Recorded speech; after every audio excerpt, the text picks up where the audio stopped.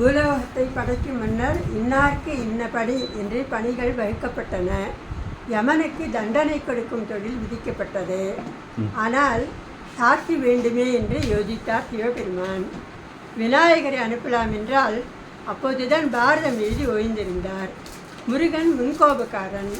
பிரணவத்திற்கு பொருள் தெரியவில்லை என்று பிரம்மனையே தலையில் கொட்டி சிறையில் அடித்த தகப்பன் சுவாமி அல்லவா. கைலாசபதி பற்பலகையும் வண்ணங்களும் தூரிகையும் புரியலையே.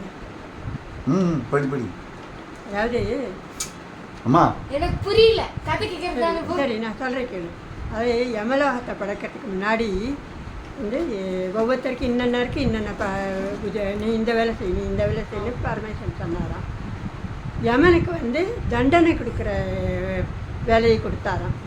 அதுக்கு சாட்சி ஒருத்தர் வேணும் இல்லையா, யார் சாட்சியாக அனுப்புறதுன்னு யோசிச்சாராம். அப்போ வந்து பிள்ளையார் அனுப்பலான்னா பிள்ளையார் அப்போ தான் மகாபாரதம் எழுதி கை ஓஞ்சி போய் உட்காந்துட்டார். முருகனை அனுப்பலான்னா முருகன் வந்து முன்கோபக்காரர். அவர் வந்து பிரம்மாவையே பிரணவத்துக்கு அர்த்தம் தெரியலன்னு பிரம்மாவையே தலையில் குட்டினார். அவரையும் அனுப்ப முடியாது. அதனால் என்ன பண்ணுறது அப்படின்னு யோசிச்சுட்டே இருந்தார். அப்போது கைலாசபதி பொற்பலகையும் வண்ணங்களும் தூரிகையும் கொண்டு வரப்பணித்தார். அதாவது இதெல்லாம் கொண்டு வா, கலர் பொற்பலகை கோல்டு பலகையும் கலர் இல்லாமல் பெயிண்ட்டு வரையறதுக்கு படம் வரையறதுக்கு அவர் கேட்டதெல்லாம் கொண்டு வந்து தந்தாள் உமாதேவி. பச்சை, நீலம், மஞ்சள், வெண்மை, சிவப்பு என 5 நிறம் கொண்டு தன்னை போலவே ஒரு அழகிய உருவம் வரைந்தார். தேவி சித்திரம் எப்படி இருக்கிறது என்றார். அழகாகத்தான் இருக்கிறது. வலது கையில் தங்க நிற எழுத்தானே, இடது கையில் ஓலைச்சுவடி. என்ன செய்ய போகிறான் உங்கள் சித்திரபுத்திரன் என்று கேட்டார். கையில் வந்து வலது கையில் எழுத்தாணி, இடது கையில் வந்து இது ஓலைச்சுவடி வச்சுருக்காரு. என்ன பண்ண போகிறான் உங்கள் பையன் அப்படின்னு கேட்குறான். இவர் தானே வரைஞ்சார், சிவன் தானே வரைஞ்சிருக்காருனால இந்த பையன் என்ன பண்ண போகிறான் அப்படின்னு கேட்குறான். கேட்டவனே நம் புத்திரன் உங்கள் சித்திரபுத்திரன் சொன்னா பார்வதி. நம் புத்திரன், நம்மளோட புத்திரன், நம்ம 2 பேருக்கும் சேர்ந்த புத்திரன் தான் ஆகும் அப்படிங்கிறார். விநாயகரை நீ உருவாக்கினாய். பிள்ளையாரை வந்து பார்வதி தேவி தான் மஞ்சள் பிடிச்சி வச்சு பிள்ளையாரை இது பண்ணினான். அப்போ வந்து தலையை இது பண்ணிட்டார். சிவனுக்கு கோபம் வந்து தலையை இது பண்ணிட்டார். அதனால் நான் தலையை கொய்து யானை தலையை பொறுக்கினேன். சண்முகனை நீ சரவண பையில் சேர்த்து அணைத்தாள். அவன் ஆறுமுகனானான். உன் அருள் பார்வை பட்டால்தான் இவனும் வெளிவருவான் என்று ஞாயிற்றுக்கிழமை நீ உன்னோட கண் பார்வை பட்டாதான் அந்த சித்திரத்தில் இருக்கிற பிள்ளை வெளியில் வருவான் அப்படின்னு சொல்கிறான். இன்றைக்கி வந்து ஞாயிற்றுக்கிழமை, சூரிய பலம் மிகுந்த நாள். கண் பார்வை கூர்மையாக இருந்தால்தான் கணக்கு எழுத முடியும். சித்திரகுப்தன் வந்து கணக்கு எழுதுவார். பாவ கணக்கு புண்ணிய கணக்கெல்லாம் எழுதுறதுக்காக அவரை படைத்திருக்கார். சித்திரை மாதம் சூரியன் உச்சமான சீர்பெற்ற மாதம். சித்திரை நட்சத்திரம் கன்னியா ராசிக்குரியது. அதில் பிறந்தவன் கணக்கில் வல்லவனாக இருப்பான், நல்ல கெட்டிக்காரனாக இருப்பான் கணக்கில். பௌர்ணமி தாயான உனக்குரிய நாள். பௌர்ணமி வந்து அம்பாளுக்கு. இதுவே நல்ல லக்னம், கூப்பிடு என்றார். நீ வந்து கூப்பிட்டாதான் அந்த சித்திரத்துலேருந்து பிள்ளையாக வருவான். படம் சித்திரம்னா படம், சித்திரம் வரையிறதுன்னு சொல்லலையா. படம் வரைஞ்சிருக்கார்ல, அந்த சித்திரகுப்தர் படம் வரைஞ்சிருக்கார் இல்லையா, அந்த பிள்ளையை நீ கூப்பிட்டோன்னே பிள்ளையாக வந்துடுவான் அப்படின்றார். ஆனால் கருணை கண்களில் தேக்கி கண்மணியே வா என்றாள் அன்னை பராசக்தி. பொற்பலையிலிருந்து வெளியே வந்த புதல்வன் உலக மாதா பிதாவாகிய பார்வதி பரமேஸ்வரனின் பாதங்களை பவ்யமாக பணிந்து கை கட்டி வாய்ப்பத்தி நின்றான் அப்படிங்கிறான். சித்திரகுப்தா, ஆம், அதுதான் நீ உன் பெயர். சிரஞ்சீவியாய் ஜீவராசிகளின் பாப புண்ணிய கணக்கை எழுதி கொண்டிரு. புரியுதா? அன்னை வயிற்றில் கரு உதித்தவுடன் புதிதாய் ஓலைக்கட்டு போட்டுவிடு. குழந்தை கர்ப்பம்னு ஒரு ஓலைக்கட்டு போட்டுவிடு. அப்புறம் அவன் வளர்ந்து பண்ணுற புண்ணிய பாவத்தெல்லாம் நீ வந்து கணக்கில் எழுதிக்கோ. இத்தனை நாள் பாவம், இத்தனை நாள் புண்ணியம் என்று வகை வகுத்து எழுது. யார் யார் எங்கெங்கே எத்தனை நாள் கழித்து பிறக்க வேண்டும் என்று பிரம்மனிடம் கேட்டறிந்து குறித்துக்கொள் என்று பகவான் சொல்கிறார். யார் யார் எப்பப்போ பிறப்பான்னுட்டு பிரம்மாட்ட கேட்டுக்கோ, அவர் சொல்லுவார். சொன்னோடனே உடனே வந்து அது பிறந்து வளர வளர நீ கணக்கு எழுதிக்கோ அப்படின்னு. குழந்தாய், விநாயக சதுர்த்தி, வைகாசி விசாகம், கிருத்திகை போலவே சித்திரை மாத சித்ரா பௌர்ணமி உன் பிறந்த நாள். புரியுதா? அன்று உன்னை சிறப்புடன் பூஜிப்பவர்களுக்கு பாவங்களிலிருந்து விலக்களிக்கலாம். யார் வந்து பூஜை பண்ணுறாலோ அவளுக்கு அவள் பண்ணின பாவங்கள்லாம் போயிடும். மைந்தர்களில் எங்களுக்கு ஏற்ற தாழ்வு கிடையாது, உன் உமையம்மையும் ஆசீர்வித்தாள். மைந்தர்கள் அதாவது பிள்ளையார், முருகன், வேறு சித்திரகுப்தன் எல்லாம் உங்களை எனக்கு வேற்றுமையே கிடையாது, எல்லாரும் என்னோடய பிள்ளைகள் தான் அப்படின்ட்டு ஆசீர்வாதம் பண்ணுறான். சித்திரகுப்தனை அருகில் அழைத்து உச்சி முகர்ந்து விபூதி இட்டு வலது காலில் சிவனும் உமையும் சித்திரகுப்தா என்று பெயர் சொல்லி அழைத்தாள். குழந்தை பிறந்தாக்கா 11ஆம் நாள் வந்து குழந்தைக்கு பேர் வைப்பாள். வச்சுட்டு குழந்தைக்கு வந்து காதில் சொல்லுவாள், அப்பா அம்மா சொல்லுவாள். அதே மாதிரி இவள் வந்து சித்திரகுப்தனுக்கு காதில் சித்திரகுப்தான்னு 3 தடவை சொல்கிறாள். பட்டு கட்டி நகைகளெல்லாம் பூட்டி மற்றவர்களுக்கு கஷ்டமாக இருக்கிற கணக்குகள் யாவும் உனக்கு சுலபமாய் வரும். மற்றவர்களுக்கெல்லாம் கஷ்டமாக இருக்கும், ஆனால் உனக்கு வந்து எல்லாமே சுலபமாக இருக்கும், ஈஸியாக இருக்கும் என்று ஆசீர்வதித்தார். இந்திரனும் இந்திராணியும் குழந்தை இல்லை என்று நெடுங்காலமாய் தவம் செய்தனர். கௌதமர் சாபத்தால் பூமி மலடானது, வானம் மலனானது, மரங்கள் மலனானது, செடி கொடிகள் பூ இல்லை, காய் இல்லை, பசுக்கள் மலனான, அதனால் பால் இல்லை. ஒரு ஊசியை உச்சியில் வைத்து அந்த ஊசி மேல் உள்ளங்கால் வைத்து ஒற்றை காலால் பசுபதியை நோக்கி தவம் இருந்தான் இந்திரன். கௌதமர் வந்து ஏதோ சாபம் கொடுக்குறார். அதனால் எல்லாம் மரம் பூக்காது, காய்க்காது, செடியெல்லாம் பூக்காது, இது மழை பெய்யாது, அப்புறம் வந்து பசுக்கள்லாம் வந்து கண்ணுக்குட்டி போடாது. அந்த மாதிரி என்னென்னா இந்திரன் என்ன பண்ணுறான், ஒத்த ஊசியை வச்சு ஒத்த காலில் தவம் இருக்கான். ஊசி மேலே நின்றுண்டு பசுபதியை நோக்கி தவம் இருந்தான் இந்திரன். சில காலங்கள் சென்ற பின் சுற்றிலும் குழி விட்டு அக்னி குண்டம் வளர்த்து 2000 வருஷங்கள் தவம் இருந்தான். அப்போவும் பகவான் மனசு இறங்கலை. நல்குழி வெட்டி அக்னி வளர்த்து 2000 வருஷம். ஒரு வருஷங்கிறதே கஷ்டம், 2000 வருஷம். தேவி வந்து சுவாமி, இந்திரன் செய்தது பெரும் குற்றம்தான், ஆனாலும் அவன் உம்மை நோக்கி கடும் தவம் புரிகிறானே, மன்னித்து அருளக்கூடாதா என்று கேட்க அம்பாள் கேட்குறா. இந்திரன் வந்து தப்பு தான் பண்ணினான், பெரிய தப்பு தான், ஆனால் அதுக்காக அவன் இவ்வளோ கடும் தவம் பண்ணுறானே, அவனுக்கு கொஞ்சம் இறங்கக்கூடாதா அப்படின்னு கேட்டவொன்னே நந்தியை அழைத்து இந்திரனையும் அவனோட மனைவியுடன் அழைத்து வர சொன்னார். இந்திரனையும் அவனோட மனைவியும் அழைத்து வர சொல்கிறார். நந்தி இந்திராணியை அழைத்து வந்தார்.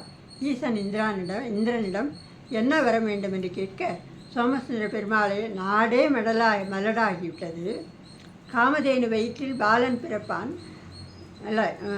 காடு பற்றி எரிகிறது, பூமி செழிக்க வேண்டும், புத்திரன் பிறக்க வேண்டும், பூக்கள் மலர வேண்டும் என வேண்டினான். பூவையர் சாபம் பொல்லாதது, அமரேந்திரா, அகலிகை கல்லாய் கிடக்கிறாள். அதாவது இந்திரன் என்ன பண்ணிட்டார், அந்த அகலிகை கௌதமரோட மனைவி அகலிகை அவ்வளோ பதிவிரதை. அவள் வந்து மண் எடுத்து அப்போ குடம் பண்ணி ஜலம் பிடிச்சி கௌதமருக்கு கொண்டு வந்து கொடுப்பாள். அந்த மாதிரி அவள் ஜலம் எடுத்துகிட்டு வரும்போது இந்திரன் அப்படி போயின்னு இருக்கான்.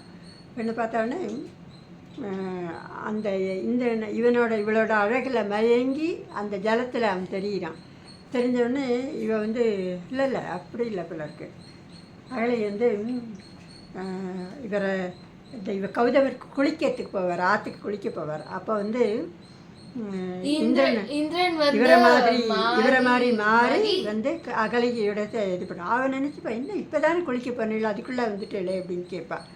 அதனால் அவளோட சேர்ந்து சந்தோஷமாக இருந்துடுவாள். ஆனால் கொஞ்ச நாள் போயிடுவார், இந்திரன் போயிடுவான். கௌதமர் வருவார். வந்தவொடனே பார்த்துட்டு, என்ன இப்போ சித்த முன்னாடி வந்தால் அதுக்குள்ளே திருப்பியும் இப்போ தான் குளிச்சுட்டு வராரு அப்படின்னு கேட்டவுடனே வந்து அவர் இந்திரன் போகிறத அவர் பார்த்துருவார். பார்த்த உடனே நீ கல்லா போன்னு சாபம் கொடுத்துருவார். அகலி, உனக்கு புருஷன் யார், இப்போ இது யாருன்னு தெரியாதா அவனுக்கு அப்படின்னு கேட்குறார். கேட்டோடனே தெரியாமல் பிழை பண்ணிட்டேன் அப்படின்னுட்டு நீங்கள் நினச்சுட்டேன் அப்படின்னு சொல்லிட்டு இது பண்ணுவோம். அப்போ வந்து நீ கல்லா பொண்ணு சாபம் கொடுத்துட்றா. அதனால் அவளோட இது வந்து அவளோட இருந்தால் சாபம், அந்த கௌதபரோட சாபம் தான் இந்திரனுக்கு வந்து நாடே மலடா போயிடுச்சு. அப்போ வந்து அகலிகை இல்லை கல்லாய் கிடைக்கிறாள். அந்த பாவம் லேசில் விடுமா? காமதேனு வயிற்றில் பாலன் பிறப்பான், பாலன் பிறந்த பிறகு எங்குமே செழிப்புதான் என்று வரம் கொடுத்திருப்பினார்.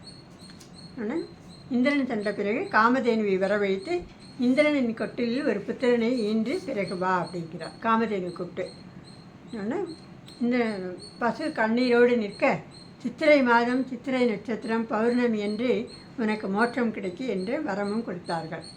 உனக்கு அன்றைக்கி மோட்சம் கிடைக்கும் அப்படின்னு சொல்கிறாங்க. காமதேனு கன்றாய் மாறி இந்திரன் இந்திராணிக்கு பின்னால் போய் செல்லமாய் முட்ட இது ஈசன் அளித்த வரம் என்று புரிந்து கொண்டு அமராவதி பட்டணம் சென்ற பின் வளர்பிறையில் வைகாசி மாதம் 21ஆம் நாள் வெள்ளிக்கிழமை திருவாதிரை நட்சத்திரத்தில் மாவேந்திரி என பெயர் சூட்டினார்கள். பெயர் சூட்டு விழா தான தர்மங்களோடு வேடிக்கைகளோடு 20 நாட்கள் அந்த கண்ணுக்குட்டிக்கு காமதேனு வந்து கண்ணுக்குட்டியாக மாறி அவள் இந்திராணியோட போகிறாள். அந்த கண்ணுக்குட்டி வந்து சிவனோட இதுதான் அனுகிரகம் தான் அப்படின்னு சொல்லிட்டு அதுக்கு பெயர் சூட்டு விழா அவ்வளோ 21 நாள் விழாவாக கொண்டாடியிருக்கா. அதை மந்தைகளோடு ஓட்டுவதில்லை, எல்லா மற்ற பசுக்களோடு அதை ஓட்ட மாட்டாள். தினமும் கோபூஜை செய்தால் இந்திராணி பசு வயிற்றில் எப்போது புத்திரன் பிறக்கும் என்ற அனுதினமும் அதன் வயிற்றை தடவி தடவி பார்ப்பாள். இந்திராணியின் இயக்கத்தை கண்டு மீண்டும் தாம் செய்ய புறப்பட்டான் இந்திரன். இடையில் புலித்தோல், கழுத்தில் ருத்ராட்சம், ஒரு கையில் பிக்ஷா பாத்திரம், மறு கையில் கமண்டலம், மழுவாள், தவத்தை கலப்பவரை உடுக்கிறதுக்காக. தவத்தை கலக்கிறதுக்கு யாரான்னு வந்தானா அவளை இது பண்ணுறதுக்காக மழுவாள். இந்திராணி அரணிக்கட்டை கடைந்து நெருப்பு உண்டாக்கி மண்கலயத்தில் போட்டு கொடுக்க காடு சென்று அக்னி வளர்த்து தவம் இருந்தான் இந்திரன். மறுபடி சக்தி சிவபெருமானை தூண்டிவிட நந்தியை கூப்பிட்டு சித்திரகுப்தனை அழைத்து வர செய்தார் ஈசன். சித்ராபுத்திரன் வந்ததும் இந்திரன் கணக்கிலே சந்தான பிராப்தி உண்டா என்று கேட்கிறார். கேட்டோன்னா அதிக புண்ணியம் செய்தவருக்கு சத்புத்திரன் பிறப்பான், அதிகம் பாவம் செய்தவனுக்கு தீய புத்திரன் பிறந்து அவமானத்தை ஏற்படுத்துவான், கடனை கழிக்க பிறக்கும் பிள்ளைகள் பெற்றோருக்கு முன்பே காலமாகி விடுவார்கள், பாவ புண்ணியம் இரண்டும் கலந்து செய்பவருக்கு கர்ம வினைப்படி புத்திரயோகம் ஏற்படும், ஒரு பிறவியில் பெற்றோரை தவிக்க விட்டவர்களுக்கு பிள்ளை பாக்கியம் கிடையாது, சென்ற பிறவியில் மனைவி இருக்க சோரம் போனவனுக்கு பிள்ளைகள் பிறந்து மறிக்கும், பிறந்து செத்து போயிடும், அகலியை ஏமாற்றிய பாவம் தவத்தால் அழியாதது, அதனால் இந்திரன் விந்துவில் ஜீவன் இல்லை என்றார் சித்திரகுப்தன். சரி, நீயே போய் இந்திரன் வளர்க்கும் பசுவின் வயிற்றில் பிறப்பாய் என்று கைலேயங்கிரிநாதர் சொன்னார். நீயே வந்து பசுவோட வயிற்றில் நீயே பிள்ளையாக போய் பிறந்துடு அப்படிங்கிறார். அப்படின்னோடனே சொர்க்கத்தில் உள்ள சம்பு பொய்யில் ஒரு தாமரை பூவாக இரு, காமதேனு அங்கே தண்ணீர் அருந்த வரும், தாமரை மலரையும் சேர்த்து தின்றுவிடும், அதுவரை கணக்குகளை மகாவிஷ்ணுவிடம் ஒப்புவித்து விடு என்று சொன்னார் மகேசன். நீ போய் எப்படி இவர் கண்ணுக்குட்டி வயிற்றில் எப்படி போகிறது அப்படின்னாக்கா, நீ வந்து இந்த குளத்தில் போய் தாமரை பூவாக இரு, அந்த குளத்தில் தண்ணி குடிக்க வரும் அந்த பசு, அப்போ அந்த புஷ்பத்தையும் சேர்த்து சாப்பிட்டோடனே நீ வந்து குழந்தையாக பிறக்கணும், நீ வந்து குழந்தையாக பிறந்துக்கோ அப்படின்னு சொன்னோன்னு,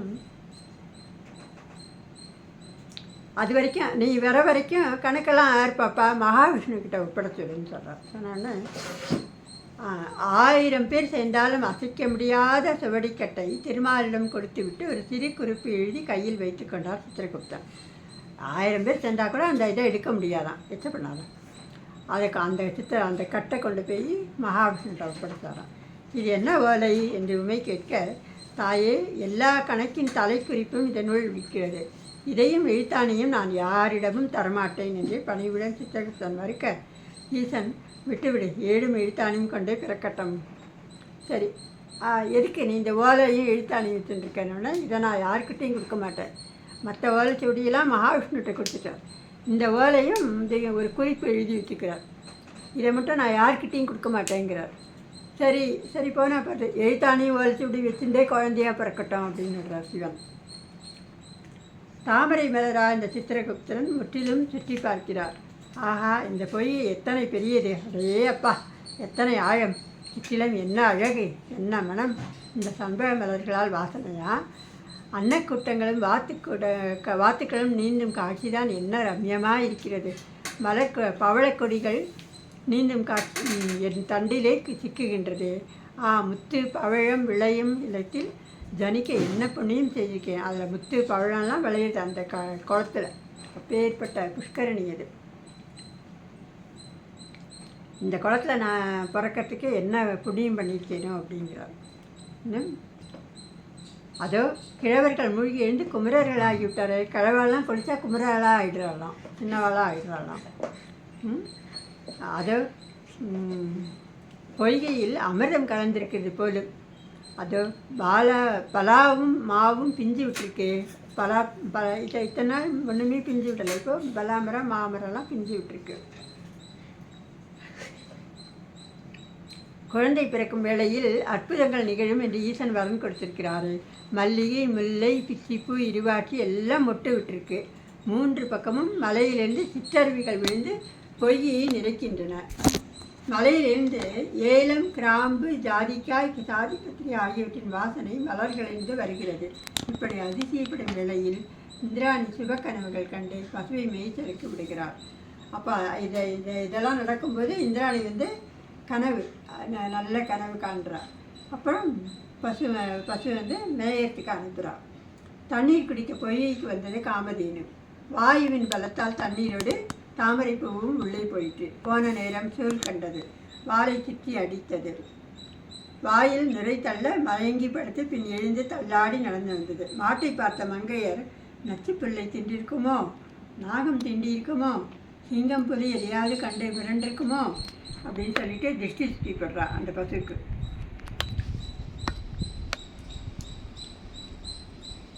மஞ்சளை பூசி சந்தனம் குங்குமம் இட்டனர். கெட்டி கழநீரில் தவிடும் புண்ணாக்கும் கலந்து வைத்தனர். தவிடு புண்ணாக்கெல்லாம் கலந்து கழநீர் அரிசி களையிற தண்ணீருக்குள்ள அது பேர் கழனின்னு பேர். கெட்டியாக இருக்குது அந்த தண்ணியில் தவிடு புண்ணாக்கெல்லாம் கலந்து அந்த மாட்டுக்கு கொடுக்குறாள். ஒருத்தி பச்சை புல் அறுத்து கொண்டு போட்டாள். இந்திராணியிடம் செய்தி சொல்ல ஒருத்த விடினா. ஏன்னா அந்த பசு அப்படியே மயங்கி விழுந்து வாயிலேருந்து நுரையாக வருது. இந்த தாமரை பூ சாப்பிட்டது இல்லையா, அதனால் எல்லோரும் பயந்து போயிட்டா. ஐயோ, இந்த பசுவுக்கு ஏதோ ஆயிடுத்து போல இருக்குது அப்படின்னு பயந்து போயிட்டா. செய்தி கேட்ட இந்திராணி பதறி போய் ஓடி வந்தாள். பசு இலக்கணம் தெரிந்த மருத்துவர்களையும் அனுபவம் உள்ள இடைநிலை தலைவர்களையும் அழைத்து வர சொன்னார். அவர்கள் மாட்டை பரிசோதித்து, இன்றைக்கோ நாளைக்கோ கண்டு போடு போல் இருக்கிறதம்மா. தாமரை சாப்பிட்ட உடனேயே அது இதுவாகிடுது, குழந்தைய அருவாகிடுது. சூலானது தெரியவில்லை என்றார்கள். அதுக்கெல்லாம் தேவ கர்ப்பம், பகவானோட அனுகிரகம், அதனால தான் இப்படி அப்படின்னு சொல்லி எல்லாரும் பேசிக்கிறார். பஞ்சாட்சரம் ஜபித்து தியானத்தில் ஆழ்ந்து விட்டால் இந்திராணி ஜபம் பண்ண ஆரம்பிச்சுட்டாள். எச்சப்படக்கூடாது. பார்வதி இந்திரன் தாவத்தில் இருக்கிறான். அவன் செய்த பாவங்களுக்கு எந்த தாவமும் ஈடாகாது. இந்திராணியும் தியானத்தில் ஆழ்ந்து விட்டாள். நீ போய் ஆறுதல் சொல்லிவா என்றால் வெள்ளியங்கிரி வாசம். இந்திராணியும் தாவம் பண்ணிட்டு இருக்கா, நீ போய் ஆறுதல் சொல்லிட்டு வா இந்திராணிக்கு அப்படின்னு சொல்லிட்டு பார்வதி அனுப்புகிறார் பரமேஸ்வரன். ஈஸ்வரி குரத்தி வடிவில் வந்தாள். குரத்தி மாதிரி வரா அம்பாள். குரத்தி மாதிரி இடுப்பிலை கூடையும் பொற்பூன் புட்டிய பிரம்பும் ஒரு கையில் ஒரு இது வச்சிருப்பா இல்லையா, குறி சொல்கிறது, பாடிக்கொண்டு வந்தாள். பாடல் கேட்டு கண் விழித்தாள் அமராவதி. குரத்தியை கூட்டிவா, குறி கேட்கலாம் என பணிப்பெண்கள் ஏவினால் பார்வதியான குரத்தி வந்தாள். போய் அந்த குரத்தியை அழைச்சிட்டு வா, குறி கேட்கலாம், இந்த பசுவுக்கு என்ன ஆச்சுன்னு கேட்கலாம் அப்படின்னு. உட்காரம்மா, இந்த பசு இந்த காலை மேய போவரை நன்றாதான் இருந்தது. அங்கே எதை தின்றதோ எதை கடித்ததோ கொட்டிலில் நிற்காமல் அலைப்பாய்கிறது, வாளை அடித்து கொள்கிறது. உட்காருவதும் நிற்பதும் எழுந்திருப்பதுமாக அதோ பாரு அந்த மாதிரி தான் கண் சொருகி கொள்கிறது. அதோ பார், மாந்திரிகன் காற்று அடித்து விட்டது என்று பூஜை போடுகிறான். ஜோதிடம் கிரகம் சரியில்லை என்று பரிகாரம் சொல்கிறாள். மருத்துவன் கர்ப்பம், இன்றோ நாளையோ கன்று போட்டு விடும் என்று மருந்து கொடுக்கிறான். ஆனால் வயிறு புடைத்து இருக்கிறது. மாடு இறந்து விடுமோ என்று பயமாக இருக்குது. பரமேஸ்வரனை தவிர வேறு எனக்கு துணை எதுவும் இல்லை என்கிறார் அப்படின்னு இந்திராணி சொல்கிறார். புரியுதா?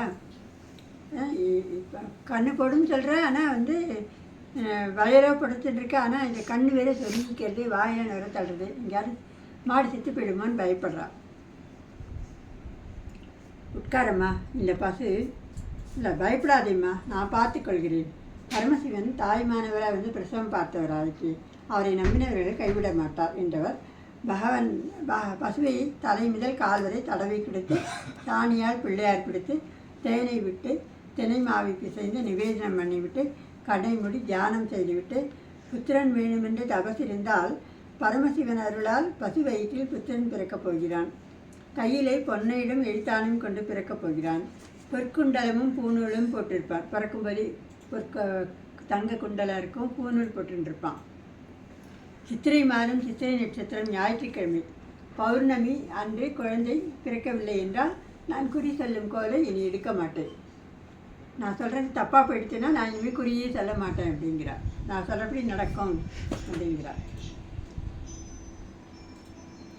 கருவூலம் அவன் கையில் இருப்பதால் 14 கணக்கையும் குறிப்பையும் தாங்க மாட்டாத பசு தவிக்கிறது. அவங்க எழுத்தாணி இதை வச்சுருக்கிறதுனால பசுவால் தாங்க முடியல, தள்ளாடுகிறது என்பர். முத்தாலம்மா, நிறைநாடி முத்து அளந்து கொடு, நான் உத்தரவு வாங்கிக்கிறேன் என்று கேட்கும் இந்திராணி ஈஸ்வரின் குடையில் நிறைநாடி முத்து அளந்து பட்டாள்.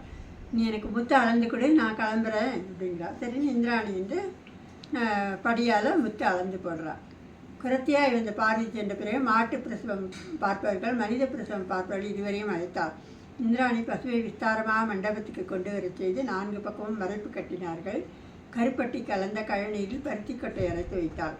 இந்த அதிசயத்தை பார்க்க தேவர்களும் ரிஷிகளும் அந்தணர்களும் ஆகாயத்தில் கூடியிருந்தனர். முகூர்த்தம் பார்த்து ஜாதகம் எழுத முனி சிரேஷ்டர்கள் காத்திருந்தனர். தானம் வாங்க வேண்டிய ஒரு கூட்டம் காத்திருந்தது. குழந்தை பிறக்க போகிறதுன்னு வந்து ஜாதகம் எழுதுறதுக்காக வந்து முனிவர்கள்லாம் வந்து நிற்கிறார். அப்புறம் தானம், குழந்தை பிறந்தோடனே தானம் கொடுப்பா. அந்த தானத்தை வாங்கிறதுக்கு நிறைய அந்தணர்கள்லாம் வந்து காத்துருக்காளாம்.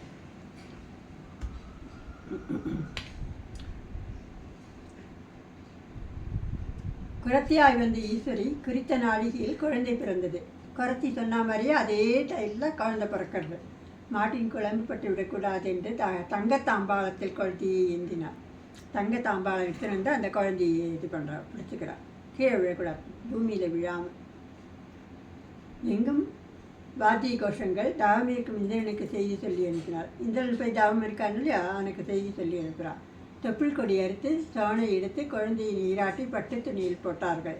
இந்திரன் விரைந்து வந்து குழந்தையை பார்த்து உச்சி முகர்ந்து உள்ளங்கால் கண்ணில் வைத்து அந்த குழந்தையோட உள்ளங்கால் எடுத்து கண்ணில் வச்சுக்கிறார். இந்த ஈஸ்வர பிரசாதம் என அமைந்தார். பகவானோட பிரசாதம் தான் இந்த குழந்தை அப்படின்னுட்டு. தொப்புள் கொடி எல்லாமே சித்திரையானதால் சித்ராபுத்திரன் என்று பெயர் சூட்டினார்கள். சித்ரா நட்சத்திரம், சித்ரா மாதம் எல்லாமே இது இருக்கிறதுனால சித்ராபுத்திரன் பேர் வைக்கிறார். ஏராளமான தான தர்ப்பங்கள் செய்தனர்.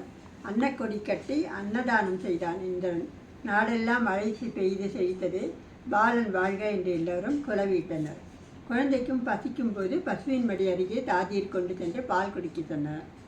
பசுக்கிட்ட கொண்டு போய் அந்த மடியிலேருந்து குழந்தை பால் குடிக்குமா, ஏன்னா பசுவிலேருந்து தானே பிறந்தார். அதனால் அவ்வேளை பசு அன்போடு நக்கி கொடுக்கும். இந்திராணி அருகிலிருந்து கண்காணிப்பாள். இந்திராணி பக்கத்தில் இருந்து பார்த்துருப்பாள். ஒரு நாள் பாலன் பால் குடிக்கையில் பசு காலை உதற குழந்தை முகத்தில் கால்பட்டு அலற இந்திராணி கோபப்பட்டு அருகில் தடியால் பசுவை அடித்து விட்டாள். குழந்தை பால் குடிக்கும்போது காலை உதறிடுது மாடு. அப்போது குழந்தை மேலே பட்டு குழந்தை அலறது. குழந்தைக்கு வலிக்குமோன்னு உடனே இந்திராணிக்கு கோபம் வந்து ஒரு குச்சியால் அந்த பசுமாட்டை காலில் அடிக்கிறாள்.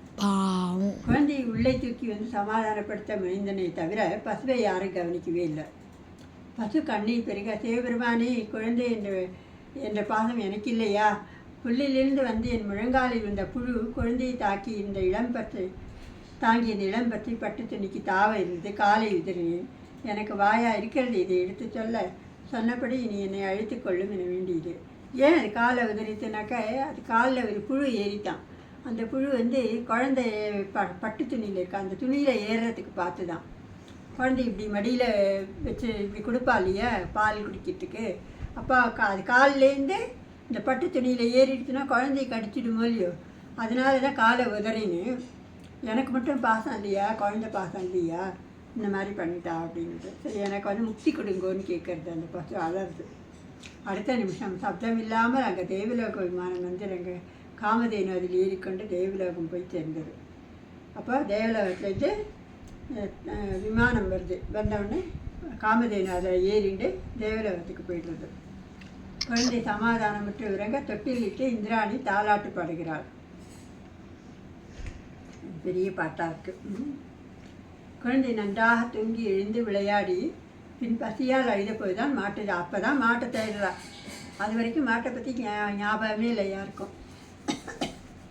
குழந்தைக்கு பசிக்கிறது அழறதுன்னுட்டு மாட்டை காணோம் என்ற செய்தி கேட்ட இந்திராணி ஊரெங்கும் தேடச் சொல்லி தளித்து போனாள். குழந்தை கைவிடாமல் கதறுகிறது. பிள்ளை பெற்ற மங்கையரெல்லாம் பால் கொடுக்க முடிந்தார்கள். குழந்தை திமிரிக்கொண்டு அலறியது. பின்னர் வேறொரு பசுவின் பாலை வலுக்கட்டாயமாக போட்டு சமாதானம் செய்தனர். குழந்தை பெற்றவாள்லாம் நான் பால் கொடுக்குறேன்னு வரா, ஆனால் குடிக்க மாட்டேங்கிறது இந்த குழந்தை. அதனால் வேற ஒரு பசு அழைச்சின்னு வந்து அந்த பாலை கொடுக்குறா. அதை குடித்து ஒரு வழியாக சமாதானம் ஆகுது. மாயையாய் வந்த பசு இந்த பாலகனை ஈன்று விட்டு மாயமாய் போய்விட்டது என்று எல்லோரும் பேசிக்கொண்டார்கள். அந்த பசு எப்படி வந்ததுன்னே தெரியாது. மாயமாக வந்தது, மாயமாக போயிடுச்சுன்னு. சித்ராபுத்திரன் முகம் பார்த்து சிரித்தான். நீந்தினால் நெஞ்சு தேயும் என்று ஓடிப்போய் எடுப்பாள் இந்திராணி. தவழ்ந்தால் இந்திராணி பார்த்தால் முட்டிக்கால் தேயும் என்று கோபிப்பாள் என்று தாதியை தாவி சென்று தூக்குவர். உட்கார்ந்தான், நின்றான், தலைநடை பயின்றான், ஓடி விளையாடினான். இந்திரனும் சசிதேவியும் மகிழ்ந்தனர். குழந்தை விளையாட ஆரம்பிச்சிட்டு குழந்தைக்கு 5 வயதாயிற்று. உபாத்தியாயரை அழைத்து வித்யாபியாசம் செய்தனர். அப்போல்லாம் 5 வயசில் தான் படிப்பு சொல்லிக் கொடுப்பாள். குழந்தைக்கு பாடம் சொல்லி கொடுக்கறதுக்கு ஆசிரியரை கூப்பிட்டு வந்து இது பண்ணுறார். மணல் பிஞ்சு கையை உறுத்தும் என்று தவிட்டை கொட்ட செய்தாள் இந்திராணி. ஹரிவோம் என்று ஆசிரியர் சொல்ல சித்ராபுத்திரன் அவரை விட்டு பார்த்து, நீங்கள் அருமையான மனைவி இருக்க அவளை ஏமாற்றி விட்டு செட்டியார் தெருவில் ஒரு பெண்ணை சேர்த்து கொண்டீர்களே, இது நியாயமானு கேட்குறா. ஒரு குழந்தை போய் இப்படி பேசுறதுன்னா அறிவோம் எழுதுனாக்கா ஆசிரியர் பெண்ணை பிடித்து கொண்டு அப்புறம் வருகிறேன் அடுத்த ஜோலி இருக்குன்னு ஓடி போயிட்டாராம். இதார்த்தத்தில் அது நிஜம்தான் என்று தெரிய வந்தது. அது முதல் சித்திரபுத்திரன் பக்கத்தில் அணுகவே எவரும் அஞ்சினர். வேலைக்காரி, வண்ணான், நாவிதன் எல்லாருக்கிட்டையும் அம்பலப்படுத்தினான் சித்திரபுத்திரன்.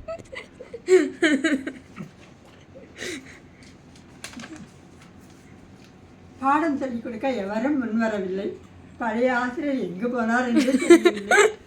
எது களவாடினாலும் எண்ணெயை களவாடக்கூடாது என்று ஒரு நாள் தூக்கோடு எண்ணெயை கீழே போட்டு விட்டால் சாதிப்பு எண்ணெய் திருடின்னு போகிறாவோ, வேலை செய்டுவோம்.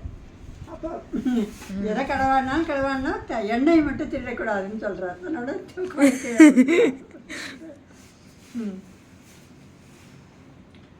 அது முதல் மைந்தனுக்கு இந்திராணியை எண்ணெய் தேய்த்து நீராட்டம்படி ஆயிற்று. சித்ராபுத்திரன் வளர வளர தொல்லைகளும் வளர்ந்தன. முன்னோட பெரிய தொல்லையாக போச்சு. என்னை பெற்றவர்கள் கடிஞ்சு கொண்டார். எல்லாரையும் வம்புக்கு இருக்கிறார், எல்லாரோடைய குட்டையும் உடைக்கிறாரா. அதனால ஒரே தலைவேதனையாக இருக்குது. அம்மா, என் பணி கணக்கு எழுதுவது. ஈஸ்வரன் எனக்கு அளித்த வரப்பிரசாதம் ஞாபக சக்தி. வேகமாக விட்டு போகாமல் கணக்கு எழுதும் திறன். என்னை விட்டுவிட்டால் நான் போய் கணக்கு எழுதுவேன் என வேண்ட பெற்றோர் பிரியாவிடை கொடுத்தனர். அம்மா, நான் வந்து கணக்கு எழுதுறதுக்கு தான் பிறந்திருக்கேன், அதனால் என்னை விட்டுடுங்க, நான் போகிறேன்னு சரின்னு வேறு வழி இல்லாமல் அனுப்பிட்டார். கைலாயமுடன் தான் சித்திரகுப்தன் பார்வதி பரமேஸ்வரனை பணிந்தான். காமதேனுவை அழைத்து உன் பிள்ளையை பார்த்தாயா என்று கேட்டார் ஈசன். காமதேனு சித்ராபுத்திரன் நக்கி கொடுத்தது முகத்தை விரசியது. ஈசன், சித்ராபுத்திரா, பூலோகத்தை சுற்றி வா, யமதர்மனோடு சேர்ந்து பாவங்களுக்கு நரகங்களை ஏற்படுத்து என்று கூறி ஆசி வழங்கினார். பாவம் பண்ணவாளுக்கு அதுக்கு ஏற்ற நரகங்கள் ஏற்பாடு பண்ணுன்னு சொல்கிறார். சித்திரகுப்தன் சென்ற பிறகு தேவேந்திரன் வந்தான்.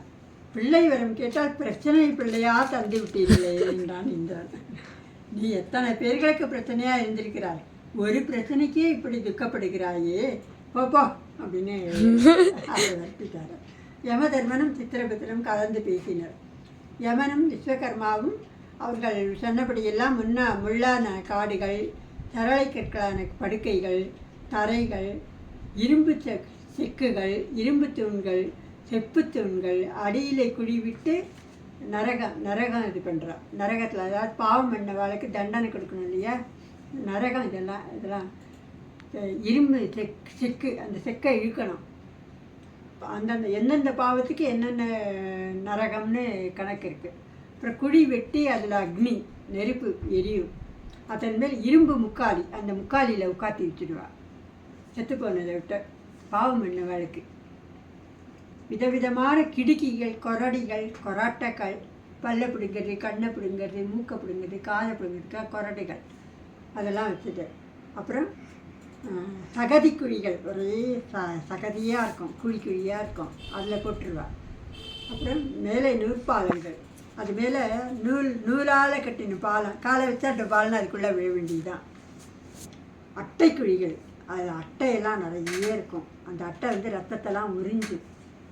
அப்புறம் கிருமி குழிகள், பலவிதமான கிருமிகள்லாம் இருக்கும். அது மாதிரி பலவிதமான நரகங்களை அமைத்து கொடுத்தனர். பெற்றவர்களை பெண்ணாத பாவியருக்கு அட்டைக்குழி. அப்பா அம்மாவை கவனிக்காமல் பொண்டாட்டி பற்றிக்கு இந்த ஓடிடுறா இல்லையா, தனி கொடுத்துட்டு போயிடுறா. அப்பா அம்மா பாவம் சாப்பாடு இல்லாமல் நிறைய வீட்டில் நடக்கிறது, சாப்பாடு இல்லாமல் கஷ்டப்படுவா, அழுவா, பாவம். அவளுக்கெல்லாம் வந்து அட்டைக்குழிக்குள்ளே அவளை போட்டுடுவா. பொய் வழக்கு ஜோதிப்பவர்களுக்கு கொரோனாவால் நாட்டை பிடிக்க வேண்டும். பணத்துக்காக பொய் சாட்சி சொல்வரை அரணைக்குழியில் தள்ள வேண்டும். கன்றுக்கு பால் விடாமல் ஒட்ட கறப்பவர்கள் இந்த இரும்பு முக்காலியில் கட்டி போட வேண்டும். இரும்பு முக்காலி கீழே நெருப்பு. கண்ணுக்குட்டிக்கு பால் கொடுக்காம தானே எல்லா பாலையும் கறந்துடுறாள், கறந்து வியாபாரம் பண்ணுறா இல்லையா அவளுக்கு.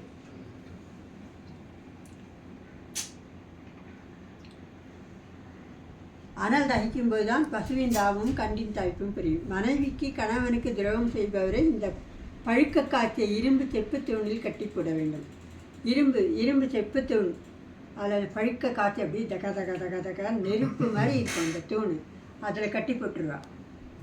புருஷனுக்கு துரோகம் பண்ணுறவா, பொண்டாட்டிக்கு துரோகம் பண்ணுறவாள் அந்த இரும்பு தூணில் கட்டி போட்டுருவா. அதில் கட்டி போட்டால் எப்படி இருக்கும் உடம்பு. அனல் தகிக்கும்போது கணவனுக்கு வந்து செப்புத்தூணை கட்டிப்பட வேண்டும். காய்ச்சிய தவறான எடை போட்டு சாமான் விற்பவரை நூற்பாலம் கடந்து வரும்போது அறுத்து சகதி குழிக்குள் தள்ள வேண்டும். எடை குறைச்சலாக கொடுக்குறா இல்லையா, 1 கிலோமா பார்த்தா அதில் 100 கிராம் கம்மியாக இருக்கும். அந்த மாதிரி எடை குறைச்சலாக வியாபாரம் பண்ணுறவாளுக்கு, பொய் சொல்லி வியாபாரம் பண்ணுறவாளுக்கெல்லாம் வந்து அட்டைக்குழிக்குள்ளே விழணும், சகதி குழிக்குள்ளே. ஊரார் உடமையை மோசம் செய்கிறவர்கள் முள்ளு வனத்தில் நடக்க விட்டு ஆணி படுக்கையில் கட்டி போட வேண்டும். ஆணியாக இருக்கும், அந்த படுக்கையில் அவளை கட்டி போட்டுருவாள். அப்போ ரத்தமாக கொட்டும் இல்லையா, வலி, உயிர் போயிடும். அம்மான்னு சாப்பாடு கிடைக்காது, ஒன்றும் கிடைக்காது. கொலை செய்வோரை கண்களை பிடுங்கி அனல் குழியில் தள்ள வேண்டும். கண்ணை பிடுங்கிட்டு அனல் குழியில் தள்ளிடுவாள். கொள்ளையடிப்போரை மாறுகால் மாறுகை வாங்கி சரளை சாலையில் தள்ளிவிட வேண்டும். திருடுறா இல்லையா, கொள்ளை அடிக்கிறா இல்லையா, அவளெல்லாம் வந்து ஒரு கால் ஒரு கை எடுத்துட்டு அந்த சரளைக்கல்லை அடியை கல் குத்தும், அந்த இதில் அதை உருட்டி விட்டுருவா. பிறரை பற்றி கோள் சொல்வோரின் காதில் ஈயத்தை காய்ச்சி விட்டுற வேண்டும். பர்த்தியாரை பற்றி பொய்யா கோள் சொல்கிறா இல்லையா, இவா செய்யாததை அது செஞ்சா, இதை செஞ்சான்னு பொய் சொல்லி கோள் சொல்கிறவாளை வந்து ஈயத்தை காய்ச்சி காதில் விட்டு வாழலாம். தவறான வதந்தி பரப்புவோரை பாம்பு குழியில் தள்ள வேண்டும். வேண்டிய செல்வத்தை ஏழைப்படுவதற்கு உதவாமல் கூட்டி வைப்போரை உடலில் ஊசிகளால் புண்ணாக்கி உப்பு கரைந்த குளத்தில் தள்ள வேண்டும். உப்பு கரைச்சதில் ஊசியால் கொத்தி புண்ணாக்கிடும், உப்பு கலந்த குளத்தில் தள்ளி விட்டுருவா. அப்போ எப்படி இருக்கும். ஆட்சியில் இருப்பவர்கள் செய்யும் தவறுக்கு கொதிக்கும் சுண்ணாம்பு கால வாயில் தள்ளப்பட வேண்டும்.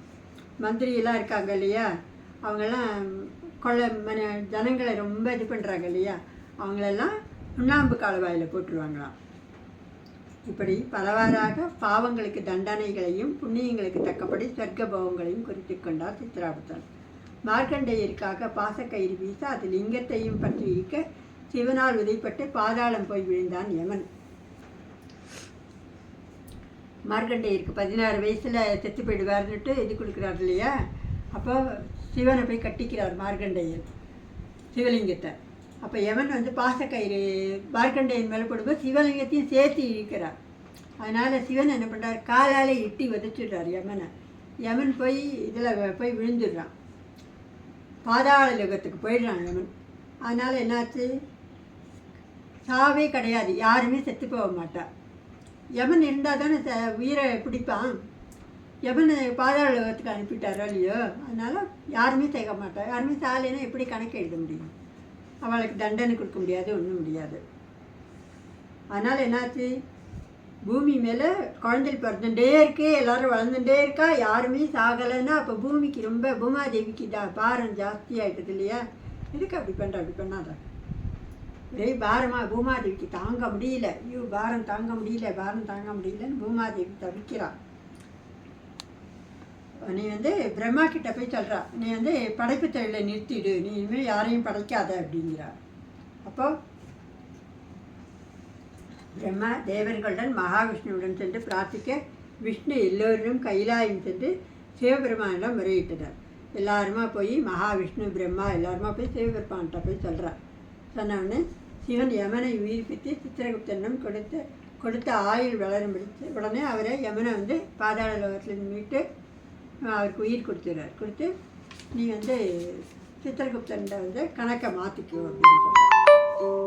அன்னதானம் செய்தவர்கள், ஆலயம் எழுப்பியவர், அதற்கு காரணமாக இருந்தவர், கருணை மிக்கவர், கன்றுக்கு பால் விட்டோர், இறை தொண்டு செய்வோர், நல்லெண்ணம் கொண்டவர், நன்னடத்தை உடையோர், மாதா பிதாவை மகிழ்ச்சியோடு காப்பாற்றுபவர்கள், ஆலய தொண்டு அனுதினமும் செய்பவர்கள், பத்தினிதனை விட்டு பரத்தை இல்லம் நாடாதார், விபூதி ருத்ராட்சம் துளசி மாலை அணிந்தவர்கள், பிறர் பொருளை கண்டு பாம்பென்று பயந்து ஒதுங்குவோர், கடமை முடிப்பவர், பிதர்கள் காட்டிய பாதையை கடைபிடித்து அனுசரிக்கும் மானிடர்கள், இவர்களின் ஆயுளை கூட்டிக் கொள்ளுங்கள். இவளுக்கெல்லாம் ஆயுசை கூட்டிக்கோ, இந்த மாதிரி இருக்கிற வாழ்க்கெல்லாம். இவர்களை பூவுலக கடமை முடிந்த பிறகு தேவலோகத்திற்கு அழைத்து வாருங்கள் என்று கூறி அனைவருக்கும் ஆசி கூறினார். யமன் உமா மகேஸ்வரரை, லக்ஷ்மி நாராயணரை, ஸ்ரீ வித்யா ரூபிணியான சரஸ்வதியின் கூடிய பிரம்மனையும் வணங்கி பணியுடன் சித்திரகுப்தனோடு யமலோகம் வந்து தன் கடமையை சீராக செய்ய ஆரம்பித்தான். வடக்கு வாசலில் தண்ணீர் பந்தல், தாகமின்றி வந்தவருக்கு தண்ணீர் கொடுத்தவருக்கு, குளம் வெட்டியவர்களுக்கு, பூமியில் மல ஜலம் வாய் கொப்பளித்தல் போன்ற அசுத்தங்கள் செய்யாதவர்களுக்கு, நதிகளை நீர்நிலைகள் ஏதாவது கண்ட இடத்துல போய் வாயை கொப்பளிக்கக்கூடாது, கண்ட இடத்துல மூச்சா யூரின் போகக்கூடாது, அதுமாதிரி அவசரமாக மோஷன் வந்துட்டு கண்ட இடத்துல போய் போகக்கூடாது, அது மாதிரி அசிங்கம் பண்ணாது, அது வாழ்க்கெல்லாம் வந்து செய்யாதவர்களுக்கு, நதிகளை நீர்நிலைகளை புனிதமாக கட்டியிருக்கு. ஆறுலாம் ஓடுறது இல்லையா, ஆறுலாம் போய் குளிக்கிறோம் இல்லையா, அதெல்லாம் வந்து புனிதமான இதுவாக நினச்சி முதல்ல அந்த ஜலத்தை தொட்டு தலையில் பிரோஷனம் பண்ணிவிட்டு அதுக்கப்புறம் தான் காலே விற்கணும். காவேரிக்கெல்லாம் போகிறோம் இல்லையா, அங்கெல்லாம் காவேரி கங்கா யமுனா அங்கெல்லாம் போனாக்க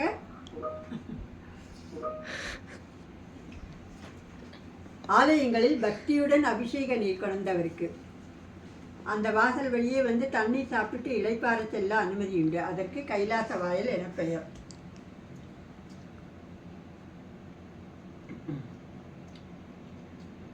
அவளுக்கு வந்து வடக்கு வாசல் வழியாக அவளெல்லாம் அழைச்சின்னு போனோம். ஏகாதசி விரதம் இருந்தவர், திருமாலை தினம் துதித்து வணங்கியவர், கோவில்களை பெருக்கி மெழுகி நீர் தெளித்து கோலமிட்டவர். புரியுதா? புரியல. ஏண்டி தமிழில் தானே படிக்கிறேன், புரியலையா? சரி, உனக்கு ஸ்ரத்த இல்லைன்னு சொல்லு. ஏகாதசி விரதம் இருந்தவர், திருமாலை தினம் துதித்து வணங்கியவர், கோவில்களை பெருக்கி மெழுகி நீர் தெளித்து கோலமிட்டவர், கங்கை போன்ற புண்ணிய நதியில் நீராடியவர், துளசியும் பூஞ்செடிகளும் வைத்து தினமும் பூக்கட்டி சாற்றியவர்களுக்கு கிழக்கு வாசல், அதற்கு வைகுண்ட வாசல் என்று பெயர். தீபங்களும் வாசனைகளும் கலை அழகுகளும் கண்ணையும் மனதையும் கவரச் செய்யும். அதாவது இத்தனை நாள் இந்த நரகத்தை பற்றி சொன்னார் இல்லையா, இப்போ சொர்க்கத்தை பற்றி சொல்கிறார். எப்படி இப்படி யாராருக்கு எந்தெந்த இதுன்னு சொல்லிட்டு சொல்கிறார். மேற்கு வாசலும் தெற்கு வாசலும் நரகத்துக்கு செல்பவை. மாளிகையின் நடுவில் சித்ராபுத்தன் அமர்ந்து பட்டோலை தரை வாசித்து ஆத்மாக்களை அனுப்பி கொண்டிருக்கிறார். அதலம் விதலம் சுதலம் தலாதலம் ரசாதலம் மகாதலம் பாதாள லோகம் என்ற லோகங்களுக்கு ஆத்மாக்கள் செய்த புண்ணியங்கள் தரத்திற்கேற்ப அனுப்புகிறார். தாமீஸ்வரம் ரௌரவம் மகாரௌரவம் கும்பிபாகம் காலசூஸ்திரம் அசிபத்திரம் பந்திமுகம் அந்தகோபம் கிருமி போஜனம் அக்னிகுண்டம் பத்ரகண்டகம் சான்மலி வைதரணி பூயோதம் பிராணரோதம் விசசனம் லாலாபட்சம் சாரமேயாதனம் அவீசி பரிபாதனம் ஷாரகார்த்தமம் ரட்சோக்னம் சூலப்ரோதம் தந்தசூகம் வடாரோதம் பரியாவர்த்தனகம் சூசிமுகம் இந்த பற்பல நரகங்களுக்கு ஆத்மாக்களை செய்த பாவக்கணக்கை படித்து மேற்கு தெற்கு வாசல் வழியாக யமக்குகிரர்கள் கொண்டு செல்லப்படுகின்றன. முதலில் பாவ பலனை அனுபவிக்கிறாயா புண்ணிய பலனை அனுபவிக்கிறாயா என்ற கேள்வி ஏறத்தாழ பாவ புண்ணியங்கள் சமமாக இருக்கும் ஆத்மாக்களிடம் கேட்டு அவர்கள் விருப்பப்படி அழைத்து செல்வார். பாவமும் பண்ணி புண்ணியமும் பண்ணுறாலேயே அவளை நீ ஃபஸ்ட்டு பாவத்தோட இதை பலனை அனுபவிக்கிறியா புண்ணியத்தோட பலனை அனுபவிக்கிறியான்னு கேட்பாளாம். கேட்டு அவள் நான் முதல்ல புண்ணிய பலன் அனுப்பினா அவளை சொர்க்கத்துக்கு அனுப்பிட்டு அந்த புண்ணிய பலன் முடிஞ்சோடனே நரகத்துக்கு அனுப்பிடுவாள். இல்லை நான் முதல்ல நரகத்தை அனுபவிச்சுட்டு அப்புறமா புண்ணிய பலன் அனுபவிக்கிறேன்னா அவளை அது மாதிரி அவளை கேட்டு அனுப்புவாள். பாவம் சிறிதளவு செய்தவர்களுக்கு பகவானால் கணக்கு பரிசீலிக்கப்பட்டு மறுபிறவியில் அனுபவித்துக் கொள்ளட்டும் என்று சலுகை தரப்படுறார். ரொம்ப பாவம் பண்ணாமல் கொஞ்சமாக பாவம் பண்ணுற பாரு அவளுக்கு அடுத்த பிறவியில் வியாதி கொடுப்பா, இல்லைன்னா பண கஷ்டத்தை கொடுப்பா, இல்லைன்னா படிப்பு புத்தி சரியில்லாத அந்த மாதிரி கஷ்டத்தெல்லாம் கொடுத்துருவா. சரி அந்த மாதிரி கஷ்டத்தை அனுபவிக்கட்டும் அப்படின்ட்டு அவளுக்கு சொர்க்கத்தை கொடுத்துருவா. புண்ணியமும் கொஞ்சமே செஞ்சுருக்கா, கொஞ்சம்தான் புண்ணியம் பண்ணியிருக்கா அப்படின்னாக்கா அவளுக்கு அதே மாதிரி பகவான் கட்டளை இடுகிறார். பாவ புண்ணிய பலன்களை அனுபவித்த பின் உயிர்களுக்கு செய்த நன்மை தீமைகளுக்கு கொடுப்ப மறுபிறவி தரப்படுகிறது. அவள் பண்ணின பாவ புண்ணியத்துக்கு ஏற்ற மாதிரி அவளுக்கு மறுபிறவி கிடைக்கிறது. இந்த புண்ணிய சித்திர பௌர்ணமி தினத்தில் சித்ராபுத்திர பூஜை செய்த பிறகு இக்கதையை பயபக்தியுடனும் ஸ்ரத்தையுடனும் படிப்பவர்களுக்கு சித்ராபுத்திரன் கருணை காட்டுகிறார். எப்படி காய் நறுக்கும்போது கொல்லப்படும் புழுக்கள், சில சமயம் காய்கறியில் புழுலாம் இருக்கும் இல்லையா, நறுக்கும்போது நம்மளை அறியாமல் அதை வெட்டிடுறோம். அந்த புழுக்கள் காலடியில் சாகும் எறும்பு, நம்ம நடக்கும்போது எறும்பெல்லாம் மெதிப்பட்டு விடுறது இல்லையா. சில சமயம் ஜீவராசிகள் வாழை இலையை மரத்தினின்று நடுவில் நறுக்குதல், வாழை இலையை மரத்துலேருந்து நடுவில் நறுக்கிறோம் இல்லையா, அது இப்படிப்பட்ட சின்ன சின்ன தவறுகளை கணக்குகளில் பதிப்பதில்லை. அமராவதி என்னும் புண்ணியவதி எத்தனையோ தான தர்மங்கள் செஞ்சிருந்தாலும் சித்ராபுத்திர நோன்பு நறுக்கவில்லை. அமராவதின்னு ஒரு பொம்மை நாட்டு வீட்டா அவள் எத்தனையோ தான தர்மம் பண்ணிக்கான சித்ராபுத்திர பூஜை பண்ணினதே இல்லை. சித்ரபுத்திரனிடம் வரம் வாங்கி பூலோகம் சித்திரபுத்திர விரதம் இருந்து பூஜை முடித்து தான தர்மங்கள் செய்து மீண்டும் ஸ்வர்கலோகம் அடைந்தாள். சித்திரபுத்திரன்ட்ட போய் வரம் வாங்கிட்டு அவரோட பூஜை பண்ணி அப்புறம் இதுக்கு சொர்க்கத்துக்கு போகிறாள்.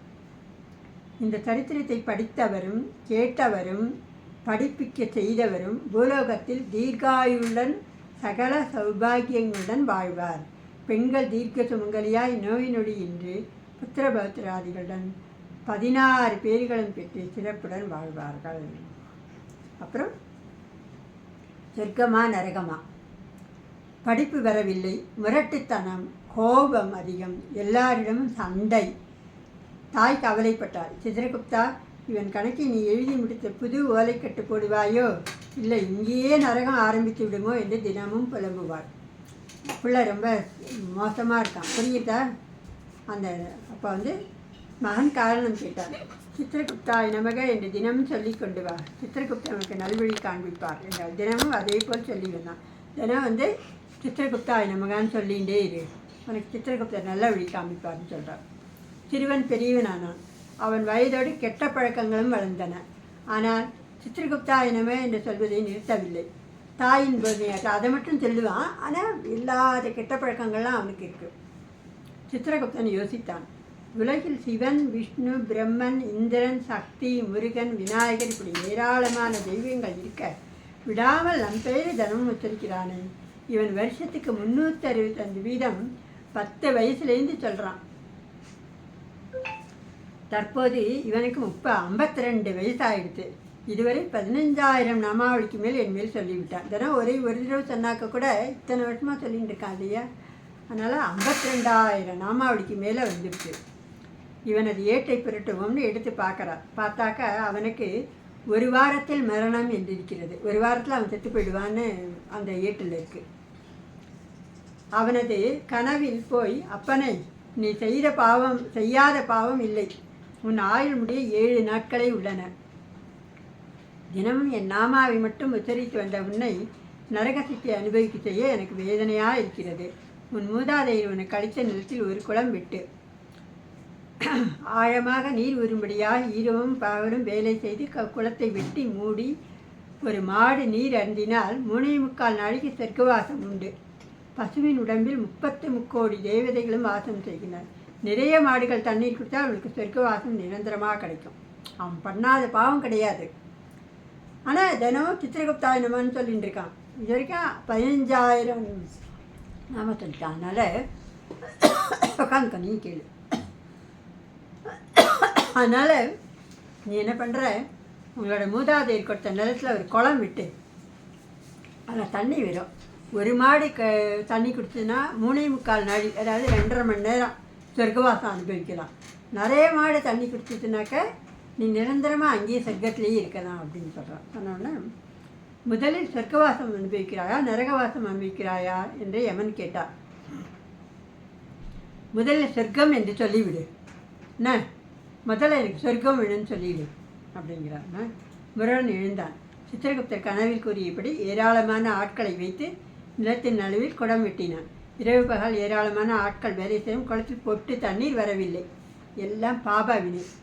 நிறைய பேர் வேலை செய்கிறான். விட்டுறா தண்ணியே வரமாட்டேங்கிறது.